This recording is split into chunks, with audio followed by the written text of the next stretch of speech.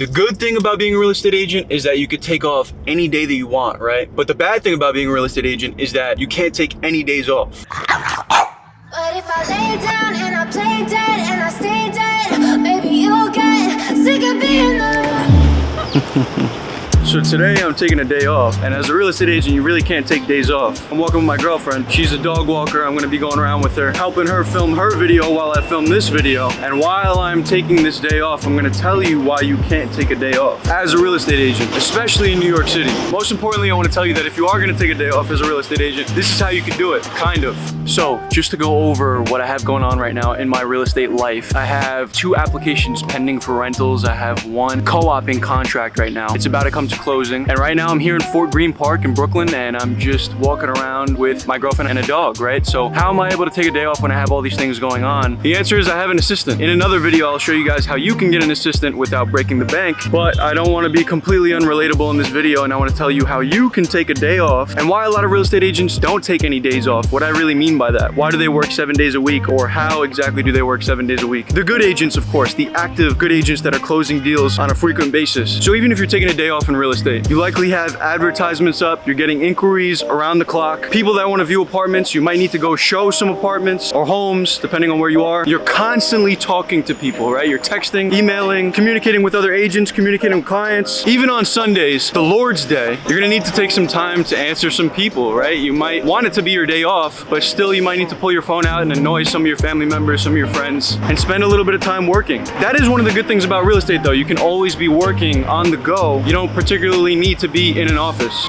Ooh, look at that.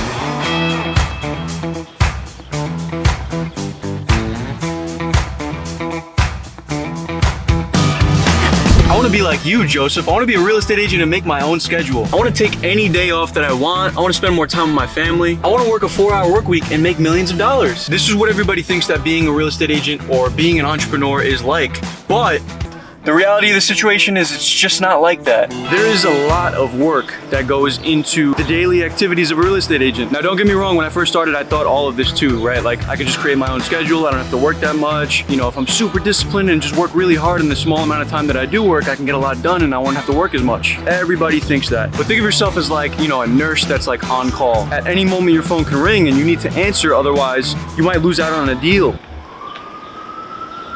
Otherwise, you might lose out on a deal. Why am I struggling to say that? Otherwise, you might lose out on a deal. I don't know what it is about this building right here, but I love this. Man, this wide angle camera is everything. Look how much it captures. Look, it gets everything. Sheesh! Let me tell you a few things that I did to ensure that I was going to be successful, which led to me being able to hire an assistant and free up more of my time.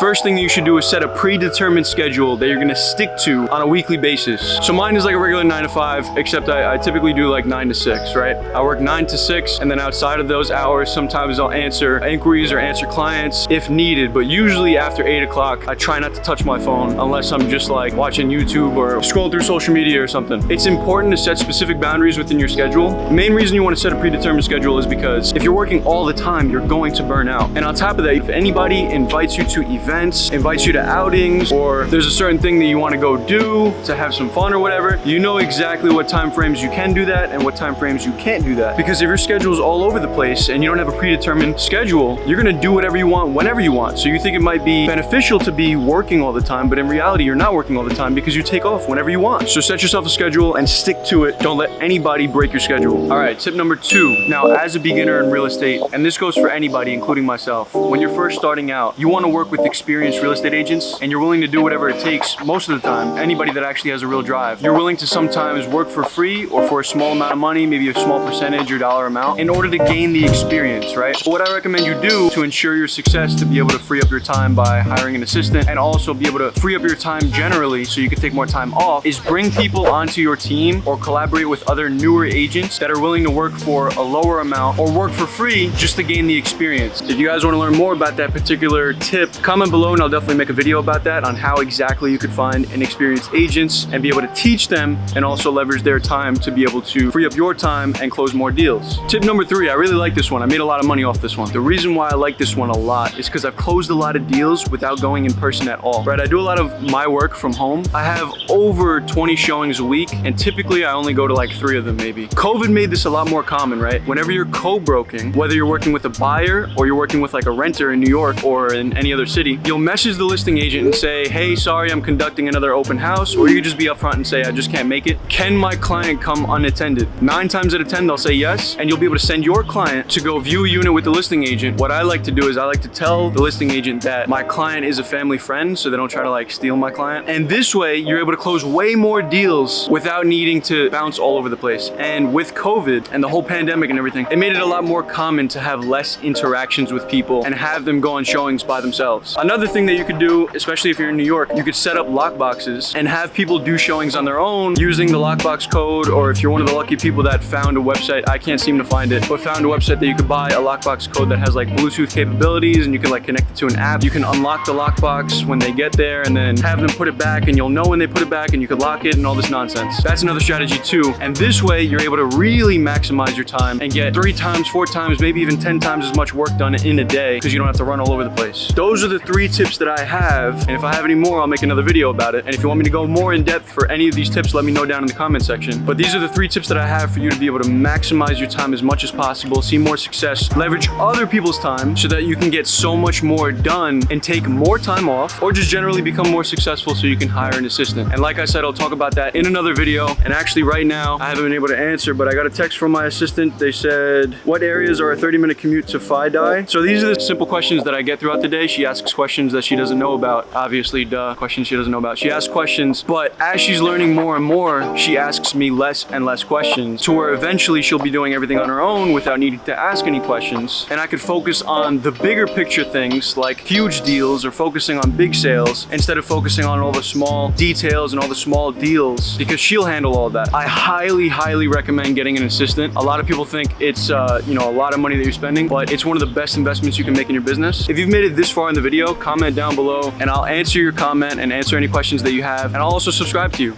Yeah, it makes sense.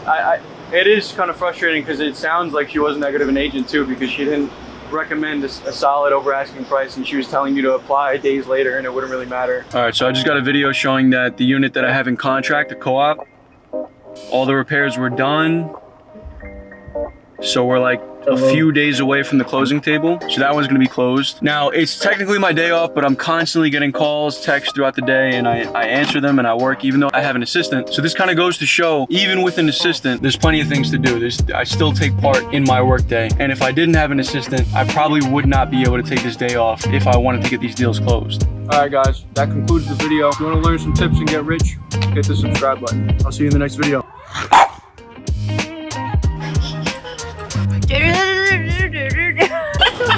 Oh, you're so sweet. Yep, she's ready to eat.